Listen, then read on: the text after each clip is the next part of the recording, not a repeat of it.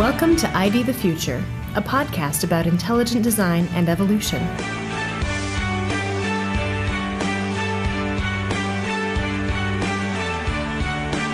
Hello and welcome to another episode of ID the Future. This is Logan Gage for the Center for Science and Culture out in Washington, D.C. And today I have joining me a special guest, Dr. Benjamin Wiker, who's a senior fellow of Discovery Institute. And in the last couple of years, Dr. Wiker has written up a storm with books including 10 books that screwed up the world, and I believe the subtitle is 5 books that did not help, Answering the New Atheism, A Meaningful World with our colleague Jonathan Witt, and now a new biography of Charles Darwin, delightfully titled The Darwin Myth, The Life and Lies of Charles Darwin.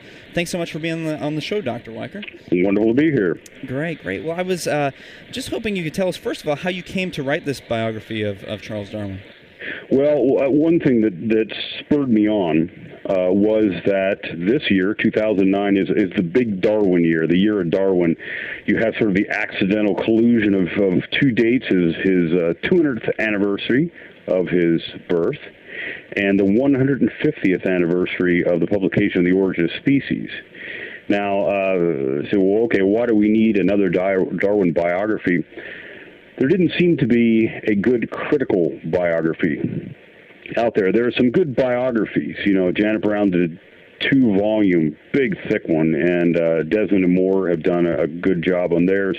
However, neither of those are as critical of Darwin as they should be. And by that, I don't mean painting Darwin as some kind of nasty person, because he wasn't, but taking a good, clear, critical view of his life rather than a sort of bending things, sort of secular saint worship approach. Right. Speaking of which, in popular thought, we often hear that Darwin published the Origin of Species, and then the only thing we know after that is that he faced some religious hostility, religious criticism. Is that the case that you found in your research, or have you found that there were also scientific critiques at the time, starting in the 19th century? Yeah, that's one of the reasons I called it the Darwin myth, because there are so many myths about Darwin, and one of the ones is that there were no accounts of evolution prior to The Origin of Species. No one had ever heard of it. It wasn't even a scientific thought out there on it, and everyone was happily going around believing in a 6,000-year-old Earth and had never discovered dinosaur bones. Darwin writes his book, poof, everyone of good common sense, everyone who's rational immediately accepted evolution, dropped the religion, right. And forever after, we have set up the great warfare of science, rational science, spearheaded by evolution, and irrational faith, spearheaded by knuckleheads and know-nothings. Right. That is a myth. Yeah, so that is a myth. What is the case? Yeah. It's a horrible myth because it's so persistent, and that's one of the other reasons I wanted to go back and look at Darwin's life, because you find out that the situation is far more complex, and I'm going to jump ahead in his life to the time when he publishes The Origin of Species, and the interesting thing about that is it's his own friends, those who are helping him push his theory, who have the most trenchant disagreements with him about his theory. And the one thing they disagree about is this: Darwin's account of evolution is not sufficient to explain the evolution of human morality and intelligence. Now, I'm not talking about people who are, sort of some kind of fundamentalist Christians opposing him. You're talking about his cohorts, like the Harvard botanist Asa Gray, who was a theist as well. Charles Lyell, as in many ways Darwin's mentor, thought, okay, Darwin, your account of natural selection is wonderful, but it's not wonderful enough.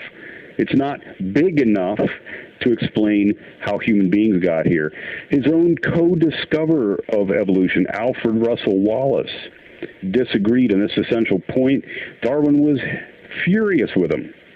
But Wallace said, Darwin, you just don't understand human evolution because you put it forth in a reductionist way, and you can't take account of all kinds of things in this kind of reductionist approach. Mm-hmm. And St. George Mivart, who was an evolutionist who actually studied under Huxley, and was Darwin's greatest critic, took Darwin to task on all these points, and it just decimated Darwin. He had to go back in his Origin of Species and sort of plug the holes that Mivart shot in the side of the argument. Mivart didn't have a problem with evolution. He had a problem with Darwin's godless account of evolution. Right. So this is the thing. If I could do this with this book, I would sweep away this myth that evolution has to be godless to be scientific. That's the main myth. And if we can go back historically, we pick up all those who said it ain't so. And I focus especially on those around Darwin who were considered as allies for making these most trenchant criticisms of Darwin. Right. Now you mentioned earlier, and I guess I skipped around in the chronology, but what about Darwin's earlier life? I mean, have you found out things that surprised you about his earlier life? And related to that is how reliable is his own count of himself in his autobiography? Well, here's where I'm putting on my flak jacket because people are going to shoot me. But at points in the autobiography, you have to say, Darwin, you're not just stretching the truth. That's getting into the lie territory. Give us an example of that.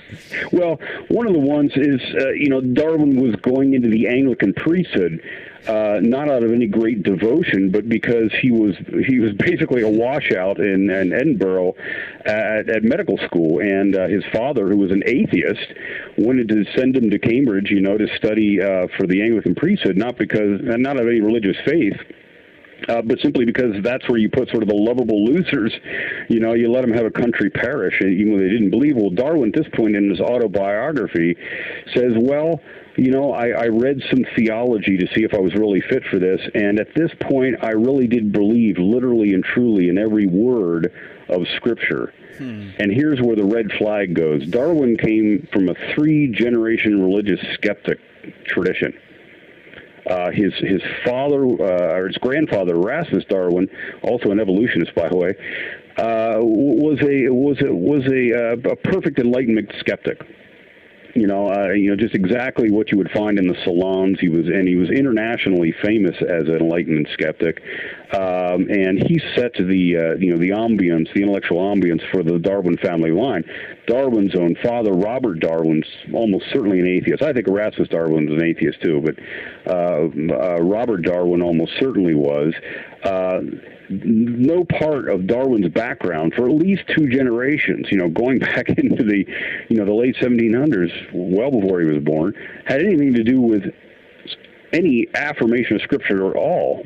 The best of them were Unitarians, which means they believed that Scripture could not be taken literally at all, and that Jesus Christ was only a moral teacher.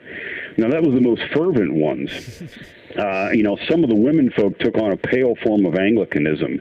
In fact, his own wife, Emma Darwin, Charles Darwin's wife, was probably the most avid Christian believer of them all. But that was a kind of accident because her father, Josiah Wedgwood, who was also an agnostic at best, even though they hadn't coined the term at the time, but he was a religious skeptic, sent her off to be, schooled by the Anglicans, and, oddly enough, she picked up the doctrine as if it were true, but that was out of that was in contrast to what the rest of the Darwin Wedgwood clan believed. So it's highly unlikely that Darwin had anything but the same kind of religious skepticism that was just part of the Darwin clan.